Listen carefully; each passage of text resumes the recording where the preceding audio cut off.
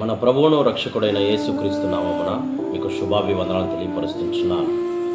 ఈ యొక్క మార్చ్ మొదటి రోజున దేవుని యొక్క వాగ్దానం 1 కొరింథీయులకు రాసిన పత్రిక 8వ అధ్యాయం 1వ వచనం, జ్ఞానము గల వారి ఎడల జ్ఞానమును ఉప్పొంగ చేయును, కానీ ప్రేమ క్షేమాభివృద్ధిని కలుగు చేయును.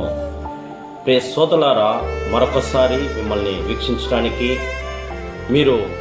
మిమ్మల్ని కలుసుకొని ఈ వాక్యాన్ని పంచుకోవడానికి దేవుడు మనకు చూపించిన ప్రేమను బట్టి జ్ఞానమంట ఉప్పొంగ చేస్తుందంట. అది ప్రేమ క్షేమాభివృద్ధిని కలుగు చేస్తుంది. అంటే ఈ నెలంతటిలో నీకు క్షేమాభివృద్ధిని, ప్రొటెక్షన్ని అనుగ్రహించడమే కాదు, ఆయన యొక్క కంచె కాపుదల వేయటానికి నా ప్రభు సిద్ధంగా ఉంచున్నాడు.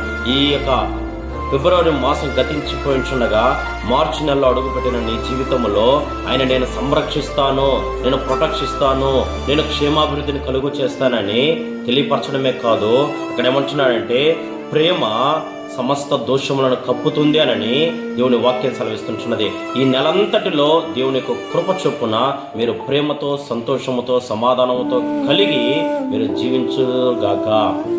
ప్రార్థన. మహాగణుడా, మహోన్నతుడా, పరిశుద్ధుడా, నీ పరిశుద్ధ పదములకు వందనములు. అయ్యా, జరిగిపోయిన నెలల్లో తండ్రి నీకు సన్నిధి, నీ కాపుదలు ఉంచావు.